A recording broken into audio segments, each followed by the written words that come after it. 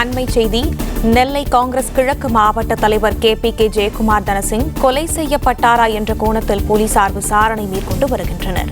இதுகுறித்தான மேலும் விவரங்களை செய்தியாளர் நாகராஜன் வழங்க கேட்கலாம். நாகராஜன், வணக்கம். தகவல்களை பகிரலாம். காணாமல் போனதாக காவல்துறையால் வழக்கு பதிவு செய்யப்பட்டு தேடப்பட்டு வந்த நெல்லை கிழக்கு மாவட்ட காங்கிரஸ் தலைவர் ஜெயக்குமார் நேற்று எரிந்த நிலையில் சடலமாக மீட்கப்பட்டார். ஆனால் அவரது உடலில் கிடைக்கப்பட்ட தடயங்கள் பிரேத பரிசோதனையில் நேற்று மாலை அவர் உடல் திருநெல்வேலி அரசு மருத்துவக் கல்லூரி மருத்துவமனையில் பிரேத பரிசோதனை நடைபெற்றது. நேற்று மாலை 4:35 மணிக்கு மேல் நடந்த இந்த பிரேத பரிசோதனையில் பல்வேறு திடுக்கிடும் தகவல்கள் கிடைக்கப்பட்டிருக்கிறது. அந்த அறிக்கைகள் நாளை வெளியாகும் என மருத்துவத்துறை தரப்பில் தெரிவிக்கப்பட்டிருக்கிறது.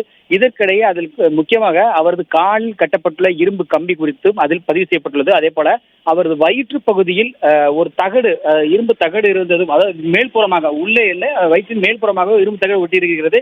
இந்த மாதிரியான சம்பவங்கள், அங்கு கிடைக்கப்பட்ட சிறு சிறு பொருட்கள் அனைத்துமே அதை வைத்து பார்க்கும் பொழுது இது ஒருவேளை கொலை செய்திருக்கலாம் என்ற கோணத்திலும் காவல்துறையின் கோணத்தை மாற்றியிருக்கிறது. அந்த கோணத்திலும் ஒரு பக்கம் விசாரணையை துரிதப்படுத்தியிருக்கிறார்கள்.